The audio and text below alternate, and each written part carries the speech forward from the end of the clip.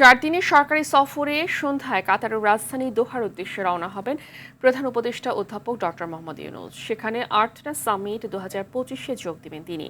বৈঠক করবেন কাতারের আমিরের সঙ্গেও। এতে শ্রমবাজার সম্প্রসারণ, ব্যবসা, বিনিয়োগ সহ দ্বিপাক্ষিক বিভিন্ন বিষয়ে আলোচনা হবে বলে জানান প্রধান উপদেষ্টার প্রেস সচিব শফিকুল আলম। এছাড়া দোহায় রোহিঙ্গা বিষয়ক সেমিনারেও নেতৃত্ব দেবেন ডক্টর ইউনূস। বিস্তারিত জানাচ্ছেন বিল্লাল হোসেন।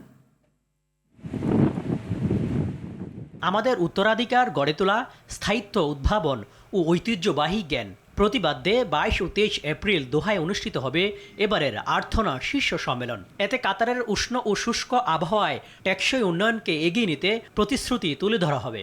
এই শীর্ষ সম্মেলনে বিশেষ বক্তা হিসেবে ভাষণ দেবেন প্রধান উপদেষ্টা ডক্টর মোহাম্মদ ইউনূস।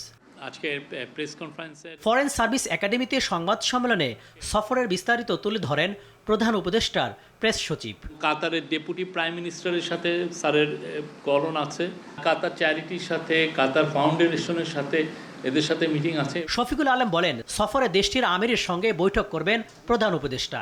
এতে কাতারের সঙ্গে বাংলাদেশের দ্বিপাক্ষিক সম্পর্ক জোরদার, শ্রমবাজার সম্প্রসারণ, ব্যবসা, বিনিয়োগ, জ্বালানি, এলএনজি আমদানি গুরুত্ব পাবে। কাতারের সাথে যেহেতু আমাদের একটা লং টার্ম এনার্জি, বিশেষ করে এলএনজি ইম্পোর্টের একটা চুক্তি আছে, তো কাতারের সাথে আমাদের একটা লং টার্ম এই এনার্জির আলাপগুলো হবে। তাদের সাথে আমাদের ভিসা সংক্রান্ত কিছু আমরা আলাপ করব।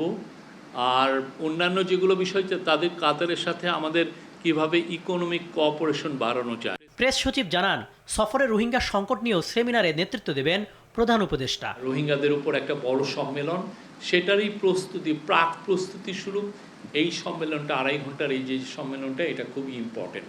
আমরা আশা করছি যে রোহিঙ্গা বিষয়ে তো আমাদের কিছু প্রোগ্রেস হয়েছে। সামনে এই যে একের পর এক আমরা যে বড় বড় সম্মেলন করছি, তার মাধ্যমে রোহিঙ্গা ক্রাইসিসের বিষয়টা, যেটা অলমোস্ট ফরগটেন হয়ে গেছিল, সেটা আবার গ্লোবাল ম্যাপে, গ্লোবালের ডিসকাশনের যে ম্যাপ, সেখানে ফিরে আসবে এবং এটা নিয়ে আমরা দ্রুত কিছু সমাধান আমরা পাবো, এটা আমাদের আশা। সফরে কাতারের আল জাজিরা হেড অফিস পরিদর্শন শেষে সাক্ষাৎকার দেবেন ডক্টর ইউনূস। তারা 1-to-1 একটা ইন্টারভিউ নেবেন। বিল্লাল হোসেন, OTV, ঢাকা।